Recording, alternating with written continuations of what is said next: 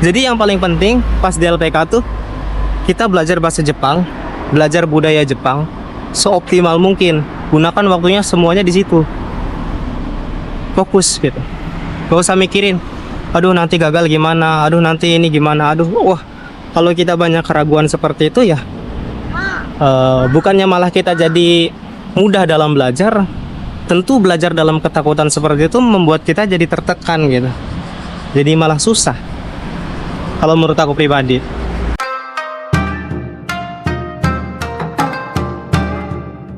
Halo guys, assalamualaikum warahmatullahi wabarakatuh. Selamat pagi teman-temanku dimanapun kalian berada guys. Kembali lagi bersama aku di sini, Ojak di channel yang penuh suka duka ini teman-teman. Jadi ya kemarin itu sempat ada yang DM di TikTokku, dia perempuan. Jadi katanya gini, curhat gitu. Bang Ojak, saya udah masuk LPK sekitar 2 bulanan katanya.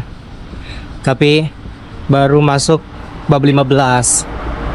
Sedangkan pihak dari LPK-nya udah buru-buru gitu biar cepat lulus ya. 25 bab dalam waktu 3 bulan. Terus juga teman-temannya udah jauh katanya belajar bahasa Jepangnya, udah bisa, sedangkan dia sendirian ketinggalan. Terus dia ragu, takut, mendingan berhenti apa jangan katanya. Soalnya uang udah bayar gitu, orang tuanya udah bayar, orang tuanya padahal dia support banget gitu. Jadi orang tuanya tuh benar-benar ngedukung lah. Cuman dia tuh ragu, takut nggak bisa lulus katanya. Jadi kalau nggak lolos nanti suruh ngulang lagi, dia takut. Terus dia mau berhenti istilahnya. Jadi kata aku teh, daripada berhenti ya, kan kita juga belum tahu itu lulus atau enggaknya. Jadi mendingan kata aku teh mendingan berani ya, daripada uang udah masuk, orang tua udah bayar gitu, terus kita menyia-nyiakan kesempatan itu. Sedangkan banyak kan yang orang yang pengen masuk LPK, pengen kerja ke Jepang, tapi kan nggak ada biaya, nggak ada dukungan dari orang tua kata aku teh. Tapi katanya aku takut bang, ragu, takutnya nggak lolos gitu. Kata aku teh, ya selagi masih bisa diusahakan. Kan ini sesuatu yang di depan kan belum terjadi kata aku teh ya. Jadi mungkin ya banyak juga teman-teman yang mengalami hal yang sama. Mungkin teman-teman yang menonton video ini pun ada yang mengalami hal yang sama, terjebak di LPK. Terjebaknya karena mungkin mungkin ya kurang nangkep pelajaran gitu. Jadi belum terbiasa belajar bahasa Jepang, sehingga stres, kemudian juga depresi gitu. Ngelihat teman-temannya juga belajar bahasa Jepang udah cepet, mengalami ketakutan, takut gagal dan lain-lain.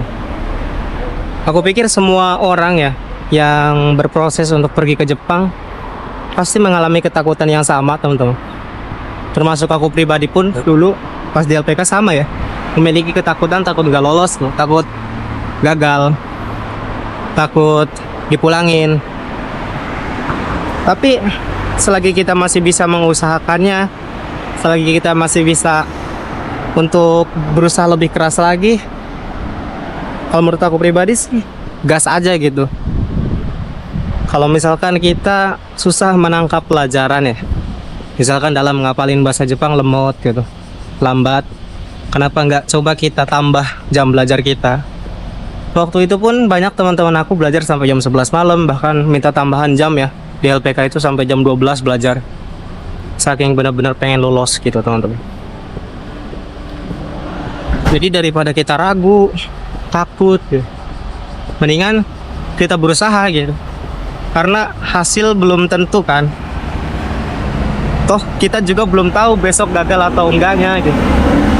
Daripada kita nyerah di sini kan, nyerah di awal.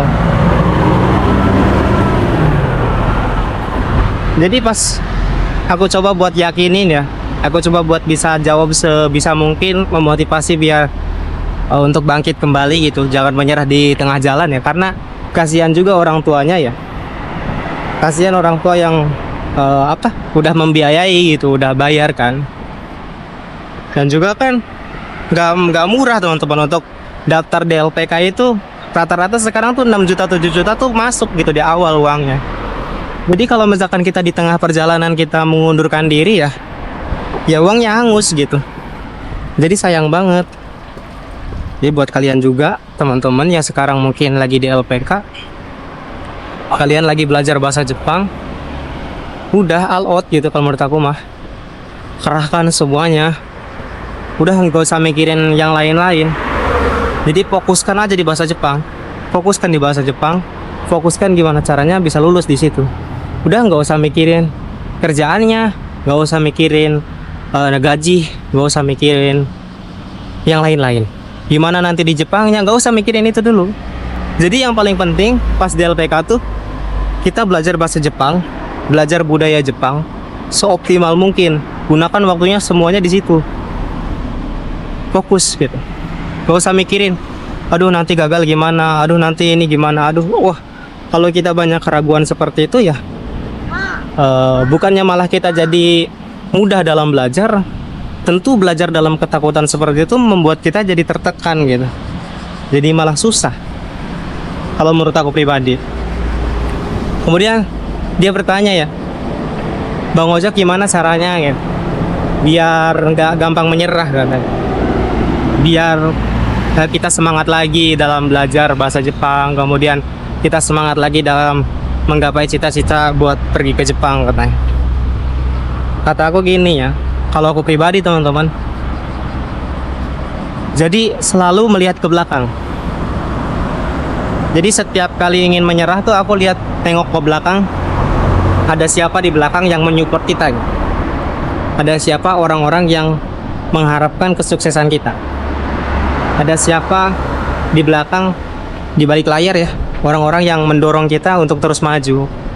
Jadi setiap aku lihat ke belakang tuh aku lihat bapak, lihat ibu, lihat keluarga ya, lihat paman, lihat bibi, lihat nenek, kakek, adik-adik semua yang bener-bener mereka tuh support gitu. Bukan hanya dari doa ya, tapi juga dari biaya kan. Karena aku pun sama ya, disupport oleh keluarga. Dulu nggak punya duit sendiri teman-teman aku.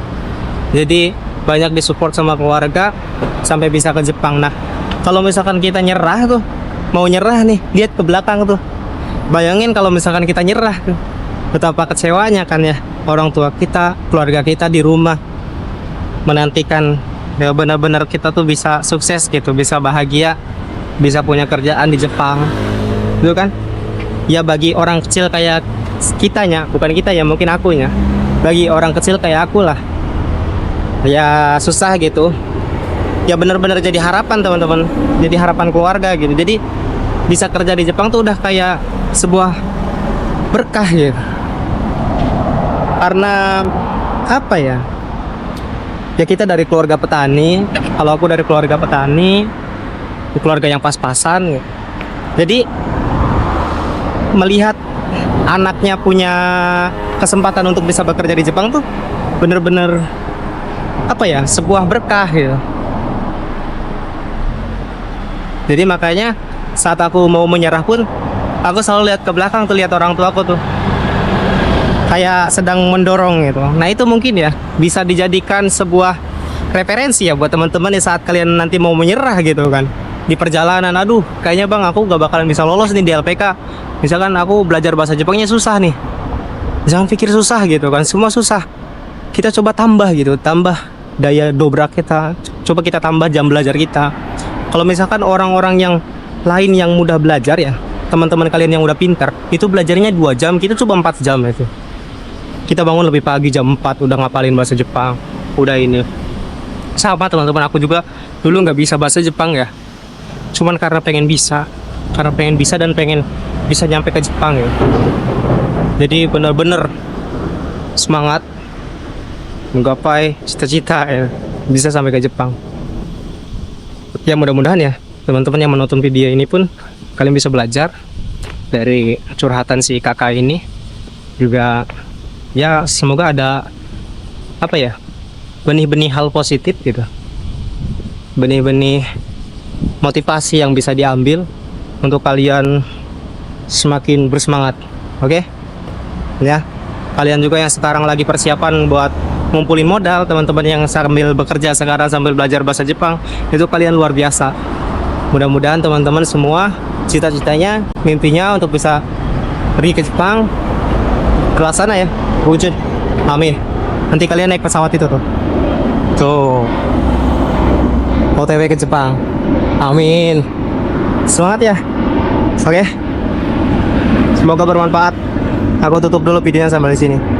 Assalamualaikum.